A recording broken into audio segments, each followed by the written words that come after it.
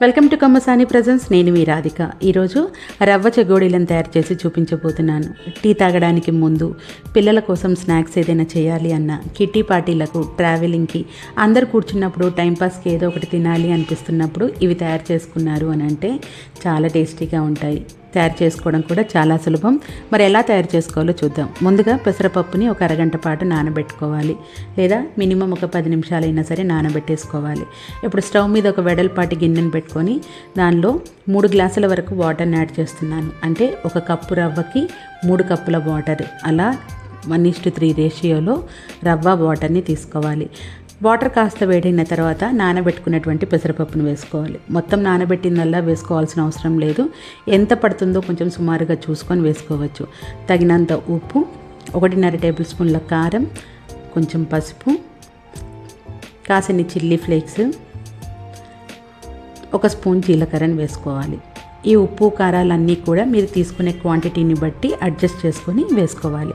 ఇవి కాస్త మరుగుతున్నప్పుడు 1 table spoon ఆయిల్ని కూడా వేసేసుకొని మరి కాసేపు మరగనిచ్చిన తర్వాత రవ్వని తీసుకొని ఫ్లేమ్ని ఇప్పుడు సిమ్లో పెట్టేసుకొని ఉప్మాకి ఎలా అయితే ఉండలు లేకుండా కలుపుకుంటామో అలా రవ్వని కలుపుకుంటూ ఉండాలి.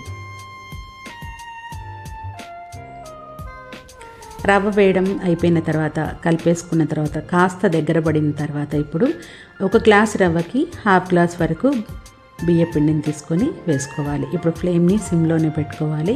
స్టవ్ మీద కలుపుకోవడం ఇబ్బందిగా అనిపిస్తే స్టవ్ ఆఫ్ చేసేసి గిన్నెని కిందికి దింపుకొనైనా సరే పూర్తిగా కలుపుకోవచ్చు. మీరు రవ్వ ఎంత తీసుకుంటున్నారో దానికి 3 వాటర్ని మాత్రం తీసుకోవాలి. ఆ రేషియో కరెక్ట్గా సరిపోతుంది. లేకపోతే పిండి బాగా పలచగా అయిపోతుంది.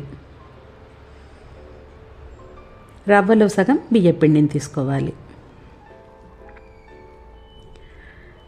ఇలా మొత్తం కలిసిపోయిన తర్వాత ఒక వెడల్పాటి గిన్నెను కానీ, లేదంటే ఏదైనా బొచ్చ గిన్నెను కానీ తీసుకొని, వెడల్పాటి ప్లేట్ని కానీ తీసుకొని ఈ మిశ్రమాన్ని అంతా కూడా ప్లేట్లోకి ట్రాన్స్ఫర్ చేసుకుంటే తొందరగా చల్లారిపోతుంది. చల్లారిపోయిన తర్వాతే మిగతా ప్రాసెస్ చేసుకోవడానికి ఉంటుంది కాబట్టి ముందుగా చల్లార్చుకోవాలి. ఇది కాస్త చల్లారిన తర్వాత చేతిలోకి ఆయిల్ని తీసుకొని ఇప్పుడు పిండిని బాగా కలుపుకోవాలి. కాస్తంత జిగురుగా, సాఫ్ట్గా అవుతుంది కాబట్టి ముందుగా బాగా కలిపేసుకోవాలి.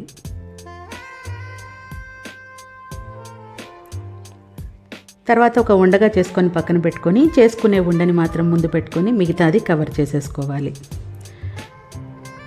ఇక్కడ 2 రకాలుగా చేసుకోవచ్చు. మెత్తటి చెగోడీలు కావాలన్నా పూర్తిగా మెత్తటి చెగోడీలు చేసుకోవచ్చు, లేకపోతే సన్న చెగోడీలైనా చేసుకోవచ్చు. కొందరు మెత్తగా తినడానికి ఇష్టపడతారు. అలాంటి వాళ్ళైతే కొంచెం లావుగా చేసుకొని పక్కన పెట్టేసుకోండి. తర్వాత కొన్ని ఉండల్ని చేసుకోవాలి. మొత్తం ఉండలన్నీ ఒకటేసారి చేసుకున్నా కానీ డ్రై అయిపోయి చెగోడీ రూపం అయితే రాదు. కాబట్టి కొన్ని ఉండల్ని చేసుకొని ఇట్లాగే పీట మీద వేసుకొని ఫింగర్స్ తోటి అనుకొని సన్నగా, లావుగా మీకు ఏది నచ్చితే అది చేసుకోవచ్చు. నేనైతే కొన్ని సన్నవి చేశాను, కొన్ని లావు చేసుకున్నాను. ఇలా అన్నీ తయారు చేసుకొని ఒక ప్లేట్లోకి తీసుకోవాలి. అంటే కొంత పిండి వరకు, మొత్తం పిండిని కాదు, కొంత పిండి వరకు ఒక కొంత రేషియోని మాత్రమే ముందుగా ప్రిపేర్ చేసుకోవాలి. 2 ఉన్నారనుకోండి, ఒకరు చేస్తూ ఉంటారు, ఒకరు వేయిస్తూ ఉండొచ్చు, అలా అయినా చేసుకోవచ్చు. ఒకరు చేస్తుంటే మాత్రం కొంచెం పిండిని మాత్రమే చేసుకోవాలి. మొత్తం పిండిని ఒకటేసారి ఓపెన్గా పెట్టేస్తే డ్రై అయిపోయి మనకి షేప్ అనేది రాదు, ఆ సాఫ్ట్నెస్ అనేది రాదు.